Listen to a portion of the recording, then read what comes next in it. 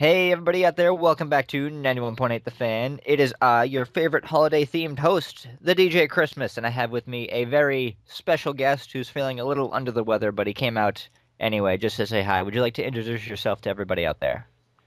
Oh, absolutely. Hi there, everybody. My name is Grego Wicker, and I am a game show host at anime conventions all over North America. Perhaps you've seen me. Possibly. And, I've been to a few game shows at panels, and they weren't very good, but taking a look at some of your videos, you go all out. I do. I want my contestants and people watching the show to feel like they're actually there, actually on the game show. So I take great pains to make sure that that happens. So And when yeah. exactly did you get this whole thing started rolling on the convention circuit? How did I get started? Well, Yeah. about 12 years ago, which I'm sure is when a lot of your listeners were either in infancy or preschool. I was at a convention in Texas, and I've been a game show fan for years and years and years. So when I saw that they had a game show on the schedule, I thought I'd check it out. And, it was okay, but I thought, I could probably do this maybe a little bit better. So I petitioned the convention. This was Acon in Dallas, Project Acon. Ah, Um, yes. hey, I'm interested in hosting a game show for you guys. How's Match Game sound? And the convention chair, Mary Davis, was a big fan of Match Game. And she was like, yeah, sure, totally do that. So Acon in 1999, I hosted the very first match game. The panel, it's interesting to look back at that panel now, was Tiffany Grant, voice actress from Evangelion, Asuka. Rodney Caston, who would then later go on and create Mega Tokyo with Fred Gallagher. He was on that original panel. Neil Nadelman and Anna Exter, who translated pretty much most of the anime that you guys watched in the late 90s and early 2000s. Then Justin Savakis, who is now with Anime News Network, was also on that panel. So kind of interesting to think that my very first game show had such a diverse cast of crazy characters, and it went over really well. So wound up doing Match Game at Acon all the way up through 2005. Um, I started doing it at other conventions, and then I started branching out into other formats, and then the thing spiraled out of control, basically, and so here we go. So, yeah. And now, for those of the people who are unaware because they just may be too young to know, the game shows you do are really just fun anime versions or anime-related versions of, basically things that you would pop on Game Show Network to find. For the most part, yes, most of my games are. I have branched out a bit, and I've started coming out with some original formats that we can talk about a little bit later on. But for the most part, my games are anime-themed parodies of classic game shows from yesteryear. Pressure Luck, Match Game. I used to do Hollywood Squares, uh, Joker's Wild, Tic Tac Doe, Password, $25,000 Pyramid. Basically, a whole lot of things that, like you said, you can see on the Game Show Network. I've done parody anime themed versions of. So yeah, and they go over fairly well unless we have a situation like I had last weekend where the entire convention was made up of youngins who have never seen a lot of these game shows. So they looked at the schedule and they're like, "What? What is this tic tac toe stuff? I don't know what this is. I don't think I want to do this." So it was an interesting convention last week, an eye-opening experience, really. Oh wow, I can't even begin to imagine. My personal favorite is Pressure Luck. I like No Whammy. Oh yeah, yeah. The anime pressure luck. There are a few groups that do that, and it always goes over well. People like people like to see the whammies. Yeah, I'm just trying to compare. I can only imagine how yours would hold up if I was actually at one. But at AAC, not this past year, but in 2010, on the schedule, three separate occasions, there was a panel. It was anime, name that tune. And, working here at 91.8 The Fan, I figure, oh, I know a bit of music. Let me go and see how well I fare on this. The first two Yeah. times I attempted to attend that panel, It didn't happen. The host just never showed up, and the third time they were about 15 minutes late because they were running, I believe, the cosplay chess, and I had to leave that panel early because it was running late, and I had to go attend one of my own panels because we had our own panels that year. That's and that's unfortunately something that you see with not just game show panels in general, but one of the things that I strive for is a professionalism in all the panels that I do, because I do like I'm booked at 13 conventions this year. I'm really I stress professionalism, especially since I work with a lot of the voice actors and convention guests, and I want to make sure that they're not at all uncomfortable on my panels. So the only time I've ever missed a game show panel was because I missed a flight. This was back in ASEN 2002 or 3. Actually missed my flight, so we didn't do the match game that year. So well, I wasn't there. So It makes um, sense. yeah, but yeah, name that tune. I've attempted once. Usually, I just let whoever normally does name that tune handle the format, and I concentrate on other things. But I tried name that tune, and I tried to do it classic '70s style, and it didn't go over that well. So I developed my own music game and debuted it at ZenkaiCon in Philadelphia last year. And it went over okay. I've got a couple of bugs to work out in the software, but it's called Stop the Music. It's one of the ones that you can see on my YouTube, actually. So, There you go. uh, but you might see that at a future convention. The name that tune I saw this past year at AAC 2011 wasn't too bad. My only complaint is it was nice. They had it set up in sort of a Jeopardy style format with three Mm. people that they picked out. But the three people they picked, they didn't know a single thing, and I probably could have Uh-huh. answered 95% of the questions up there. That's another thing that I make sure that I do on my game shows. On any game that requires a specific skill or that requires an extensive amount of knowledge, I have to have a tryout to make sure that our contestants know what the heck they're doing up there. Because there's nothing worse than deer in headlights contestants for 45 minutes while the audience is, at the edge of their seats going, I know this, why didn't you pick me, blah, blah, blah. And I it's just was that really, guy. really frustrating. Yeah. I was that guy for about half an hour. I'm like, oh my God. One of the categories was Hydane's hits. I'm like, I know four out of these five questions. Come on. Mhm. Even But the Mega Man one. How can you not get Metal Man's theme? and I hear Guile's theme goes with everything. It does go with But everything. but yeah, that's again, having done this for 12 years, I've definitely seen all the mistakes that can be made. I've made several of them over the years, and really, one of the worst things you can do is just for games that don't have multiple choice questions or situations where you see all the answers on the screen. There's nothing worse than having a contestant where you just stick a microphone in their face point blank and say, "Okay, what's the answer?" and then you just get nothing.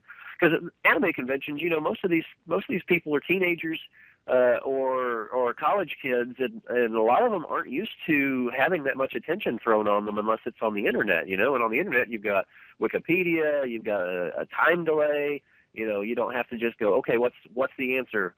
Bam, and just in your face right now. Tell me right now. It's a lot of pressure. And Absolutely. I can only imagine what it's like for a television game show contestant when you have all the lights in your face and the giant audience and everything. Yeah. And in another awesome bit of credibility for Grego's game shows is that you actually have official sponsors. I do. I have quite a few. I don't know whether I'm allowed to go in depth. This being sponsor driven and everything, but I can tell you that Funimation is a huge sponsor. They send me a box of prizes for every single convention that I do, and I endeavor to give away as much of it as possible. I also have Pacific Media Expo, the Anime Network. I have NIS America on board. They love it. I send them links to my YouTube videos whenever I cut a promo for NIS America, and their guy Ryan Phillips is just really happy to see any of that. He's really fun to work with. I just recently scored a coup through a personal connection. I have Sentai Filmworks now as a sponsor. They're Yeah, sending I me saw that. some prize. Yeah, nobody has Sentai Filmworks, so like I said, it was more of a personal favor from someone that I've been friends with them since the ADV days. I don't want to get them in trouble or anything, so but it's just really cool. I've got other conventions going, how did you get Sentai? It's like, personal favor, please don't. But I'm really happy with all the sponsors that I have, and then I also try to promote the Artist Alley at conventions a lot too. Whenever we do game shows that have a huge prize element to them, like Concentration, where you go through 8, 9, 10 prizes every single round, I go out into the Artist Alley and see if there are any artists there who would like to be promoted, and it's nice to be able to do that for them, because then on the YouTube videos, we throw links to their DeviantArt or their Etsy or whatnot, and they're really happy to see that. So basically, I'm trying to turn these game shows into what they really are. I mean, they're opportunities for companies in the industry to promote themselves in a way that they wouldn't normally be able to promote themselves. So I'm basically the soap slinger, just like the game shows often were in the past. I'm just like, hey, you got some soaps to sell? You can sell it on my game show. So Exactly. there you go. And that's another thing that's actually really cool. Like anybody can promote official anime releases, but it's really nice to just pimp out the local artist alley. You know, the only convention I've ever been to besides Anime Boston last year is AAC, and just walking around, it's a really nice place. But they're all really nice people. I have a Gurren Lagann cordial necklace that I accidentally snapped the clasp off last year while I was at the convention. Just it got caught on something that snapped, and somebody in Artist Alley was nice enough to replace the ring and the clasp for me for no charge at all. Oh, very nice. Yeah. I mean, and that's just an atmosphere that you see at conventions in general, especially the smaller ones. AAC is what, about 1,500, 2,000 people? Yep, and I think we're looking to build it back up now that we're switching from Nashua, New Hampshire, back to the original location in Manchester, where we have the whole of the Manchester Radisson. I've actually spoken to the gentleman who's in charge of game shows at that convention, and they are considering bringing me out. Hopefully that will come to pass, because I've heard lots of good things about, and I'm trying to expand more into the Northeast. I'm actually going to be doing a convention at the beginning of May in Pittsfield, Mass. A new convention called BAMCon. The Berkshires area their first anime convention. Sounds like it's going to be a lot of fun. Hey, Pittsfield's not too far from me. Might have to go check that out. Mm-hmm. And now for your format with prizes, just one of the examples I saw. Basically, it works like a regular game show. You build up and win money, and then once you win, you take that money and you go spend it on prizes. Yep. One of the innovations that I came up with that has basically allowed me to do any game show format that I want. Back when we were wanting to do The Price is Right, I was like, well, that's all well and good, but how exciting would it be to give away a prize worth $100? I mean, that just doesn't pop. So the innovation that I came up with was, well, let's convert all the prices to yen. And then Genius. you've got your 5 digits, and now you go 25,000 yen. And it always gets a kick out of the audience the first time we throw out a big number there and then put yen at the end of it, because people are like, oh yeah, well, that isn't worth very much. But then when they come to find out that, congratulations, you've won $300 to spend in this box where everything is $20 and $30, and then they wind up with a big stack of stuff, it's actually a really exciting experience for them. Plus, like I said, it allows me to do any game show, because now Press Your Luck all of a sudden has a 5,000 space. It's 5,000 yen, which translates to about $60, but it's still there. So you have your authenticity from the original game shows there, because you've got your full digit displays, and they look nice. I've seen other groups do something similar to it, and it's amazing to see how other people tackle similar situations. It's just, there's a lot of creativity among the people who do what I do.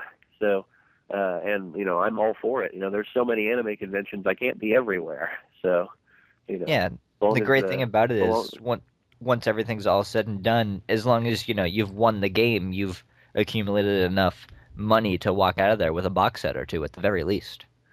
oh yeah, absolutely, and that's what I hope for. You know, unless the whammies have their say, that usually is what happens at the end of every game show, um, and then it makes people excited about it, makes them want to participate, and then maybe I get some good people at the tryout for the next one. You know, Have you ever had so somebody go in pressure luck like that one dude who?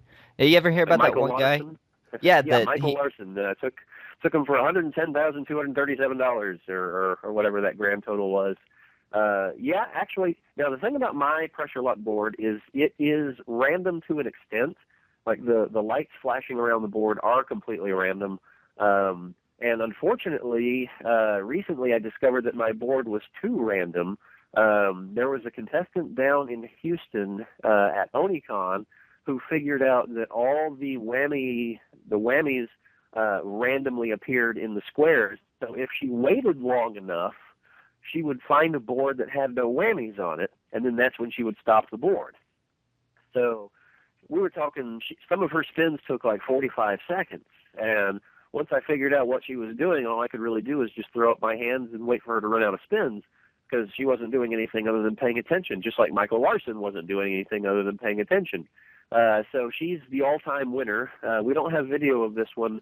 We had an odd camera angle. Plus, I also kind of didn't want to teach my home audience how to do this, and I've since fixed the board so that there are three squares that are not random in how the slides change. So there will always be a whammy on the board somewhere. So you So, essentially did what pressure luck had to do after Michael Larson. They yep, had to yep. make it so that it was a little less predictable. Right. Yeah, they added a whole bunch more light chasing because yeah, the light chasing around the board in the original Pressure Luck, all the way through, was never random. It had a set number of patterns, and Michael Larson figured out what those patterns were by watching the episodes incessantly and slowing them down, and he figured out how to stop the board wherever he wanted, and that's how he wound up winning so much money on that show. So yeah, afterwards, but instead of making it random, they just added a lot more patterns, so it made it a lot more difficult. So yeah, my board is random except for the fact that there's always at least one whammy on the board now. So hopefully, and then the first time I unveiled that, we had a contestant take us for about 33,000 just because he was genuinely lucky. Well, So he that's never hit how a you whammy do the it. entire game. I So just think it's just interesting that you had the same situation that Pressure Luck did, and that's one of their most famous things that's ever had. I can only imagine that there's maybe two people who know what the heck we're talking about. oh yeah. Well, I don't know. I do have a lot of I don't know if they're listening right now, but I do have a lot of game show fans that don't care for anime at all, that just follow me because they like the authenticity that I bring to my game shows. So and I have them suggesting new games all the time to me, and they basically run through the list of every single game show that has ever been done and going, hey, why don't you do an anime version of this? Or why don't you do an anime version of that? And I said, I've considered it, and here's why I haven't done it. So, but these days I'm trying to actually develop some original formats. One reasoning that I have is, the game show companies, as far as I know, are aware of what I do, and they kind of turn a blind eye to it because I'm not really competing with them. I'm not trying to put out a television show. I'm not, taking any money away from them or anything. So I'm really not harming them. So, and they see that, so they're like, yeah, whatever, go on and have your fun at these little nerd conventions. But at some point, you figure one of the game show companies is probably going to step up and go, hey, stop doing our stuff. And at that point, I still want to have, a portfolio, the selection of games to choose from. So I've been concentrating on developing more original formats. I also use them kind of to solve problems. One of the game shows that people always ask for is Family Feud.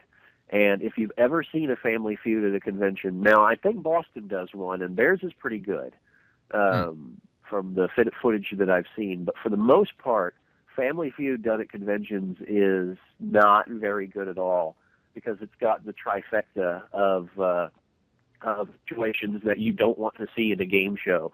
The surveys that they do, anime is such an open wide open medium that, you ask a question, name a character who does this, and all of a sudden, boom, you've got 30 answers, so Yeah, your your it's a surveys are little too wide open. broad, Yeah. especially if you've got somebody like Chris Sabat or recently Todd Haberkorn's been getting into a lot of stuff.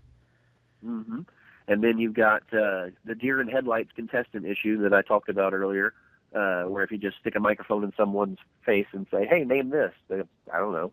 And so, a lot of dead air and contestants that can't come up with any answers. And then plus, Family Feud has a rule that you're not allowed to talk to your teammates unless you're the team who does not have control of the question. How are you going to police that at the con? I mean, if you're hosting the thing, how are you going to watch everybody to make sure that no one's talking to each other? So feud usually winds up not being very entertaining for the audience, and imagine what it's like to host it. Uh, so since people kept asking for feud, I developed a game show that I called Knockout, which is basically feud that fixes all these problems. We do the surveys just like they do for feud, but we don't care how many people said what. We just want a list of the top 7 answers. And then we give that list to the contestants along with 5 other answers that made the survey but weren't in the top 7. And so we give that list of 12 answers and we show it to everybody. Here's 12 answers, find the top 7. And if the teams do, then they earn points based on the ranking of the answer. But if they don't, they get one of their team members knocked out, which is a lot of fun for everybody. But everyone can participate because everyone can see all the answers all the time. So it's never a bad situation like you find in feud. The game moves right along, and it's been really popular at all the conventions that I've done it at. You can see footage of it on my YouTube channel. And I encourage everyone who's listening to this to check it out and tell me what you. Do you mind if I plug that now? Go for it. Okay, yeah, you can go to my YouTube channel at youtube.com/GregDasGo, GregDasGo, or the easiest thing to do is just like me on Facebook, facebook.com/Gregos Game Shows, and I post a lot of my videos there as well. So, anyway, as I ramble on about game shows, what else you got for me, sir?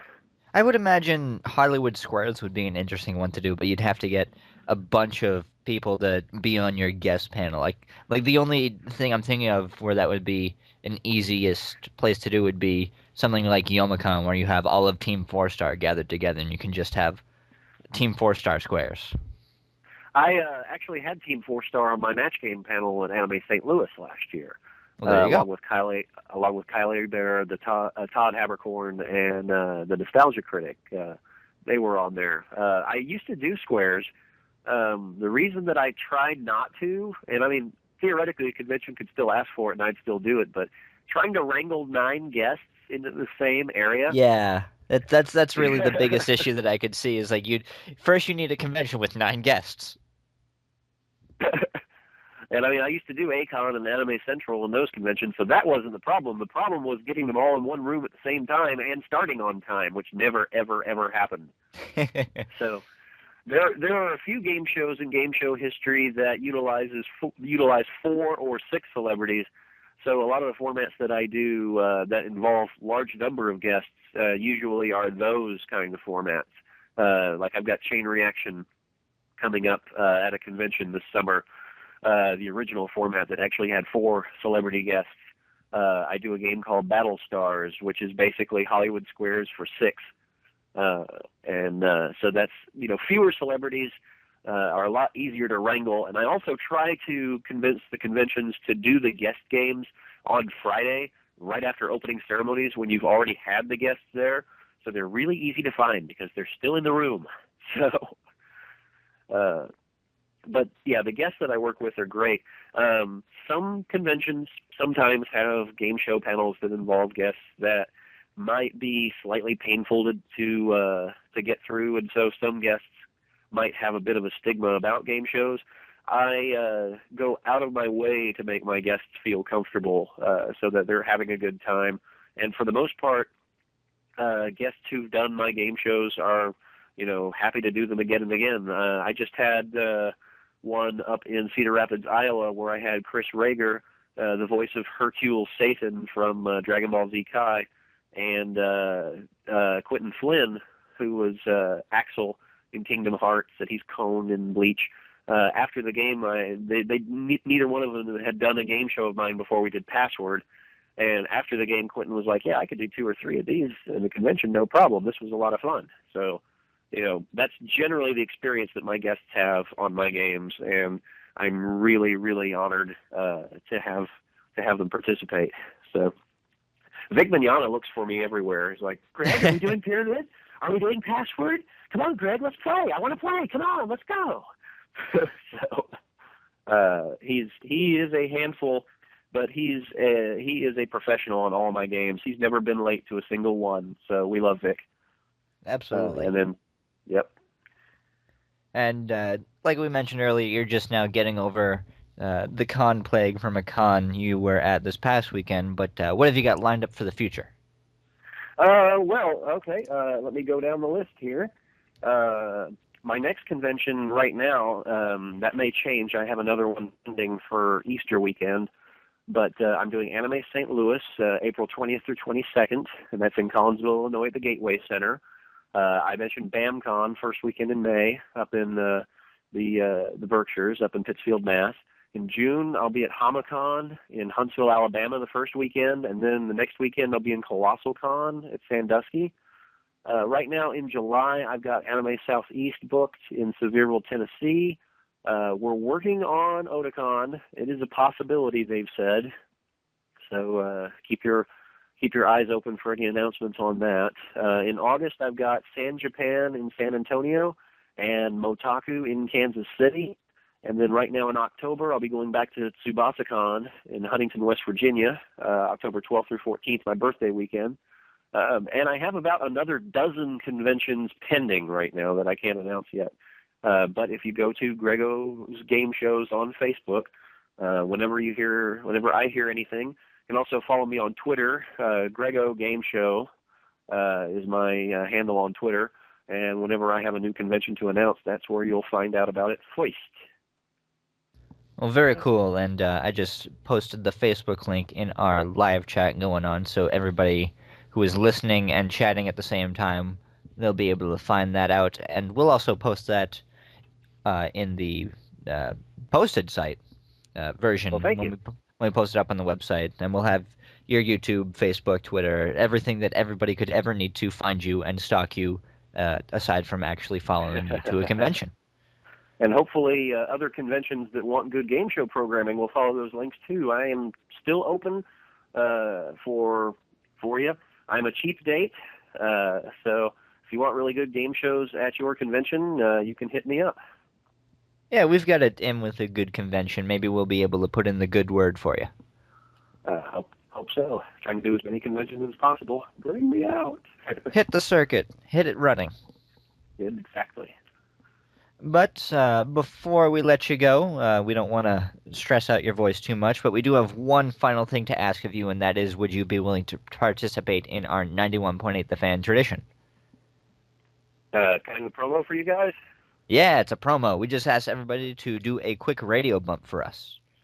Okay. Sure. Absolutely. All right, it's real simple. We just ask everybody to say, hello, my name is, you insert your name, I do this, you say what you do, and you're tuned into 91.8 The Fan. All right. Hello. All right. This is... Oh, go ahead. Sorry. I'm not used to people doing it that quick. You're all set. You're right. Okay. Hello, this is Greg Wicker from Grego's Game Shows, available at a convention near you, and you're tuned in to 91.8 The Fan. Very awesome. And for anybody out there who missed that interview, like we said, it will be up on the website in just a few short days, so make sure to keep your eyes peeled for that. But in the meantime, we'll let you guys get back to our awesome music blocks. It's time for some Super Junior, so keep it tuned to 91.8 The Fan, everything you want and nothing you don't. Thanks for having me.